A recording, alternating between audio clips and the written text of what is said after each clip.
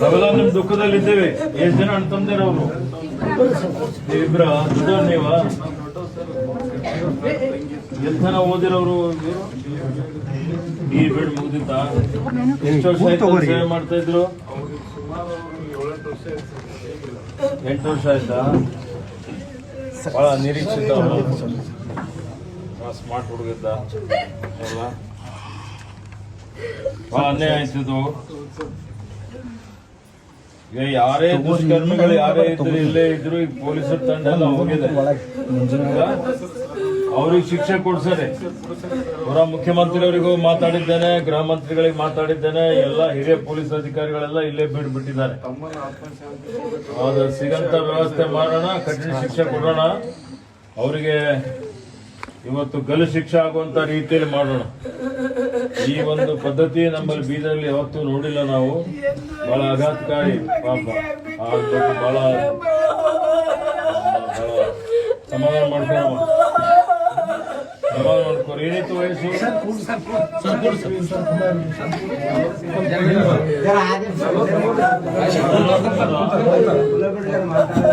ಮದುವೆ ಆಗಿತ್ತಾ?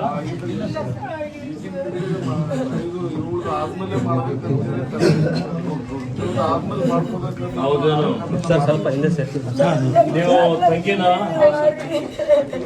ಎಂತನ ವಿದ್ಯಾಭ್ಯಾಸ ಮಾಡಿರಿ ನೀವು? ಡಿಪ್ಲೊಮಾ ಅಗ್ರಿ ಆಗಿದೆಯಾ? ಆಯ್ತಮ್ಮ, ಈಗ ನಿಮ್ ಪರಿವಾರಕ್ಕೊಂದು ಆಸರೆ ಮಾಡುವಂತ ರೀತಿಯಲ್ಲಿ ಏನಾರ ಸರ್ಕಾರದ ವತಿಯಿಂದ ಮಾಡ್ತೇವೆ ಹೇಳಿದ್ರಿ. ಈಗಲೇ ಮಾತಾಡಿದ್ದೇನೆ ನಾನು. ಒಂದು ನಿಮ್ಗೆ ಸಮಾಜ ಕಲ್ಯಾಣ ಇಲಾಖೆಯಲ್ಲಿ ಯಾವ್ದಾದ್ರು ನಿಮ್ಮ ಅರ್ಹತೆಗೆ ನಿಮ್ಮ ವಿದ್ಯಾಭ್ಯಾಸ ಏನ್ ಮಾಡಿದಿರಿ ಅದಕ್ಕೆ ತಕ್ಕಂತೆ ಒಂದು ಉದ್ಯೋಗ ಕೊಡುವಂತದಕ್ಕೆ ನಾನು ಮುಖ್ಯಮಂತ್ರಿಯವರಿಗೆ ವಿನಂತಿ ಮಾಡಿದ್ದೇನೆ. ಈಗ ಸದ್ಯಕ್ಕೆ ತಾತ್ಕಾಲಿಕವಾಗಿ ಕೊಡ್ಲಿಕ್ಕೆ ನಾನು ಸಿಂಧು ಅವರಿಗೆ ಹೇಳಿದ್ದೇನೆ. ಸಿಂಧು ಎಲ್ಲಿ ಮಾಡಿ ಸಮಾಜ ಕಲ್ಯಾಣ ಇಲಾಖೆ ವತಿಯಿಂದ ಏನು ನಿಮ್ಗೇನು ಪರಿಹಾರ ಬರ್ತದೆ ಆ ಪರಿಹಾರ ಒಂದು ಜಮಾ ಮಾಡಿಬಿಡಿ ಅವ್ರ ಅಕೌಂಟಲ್ಲಿ.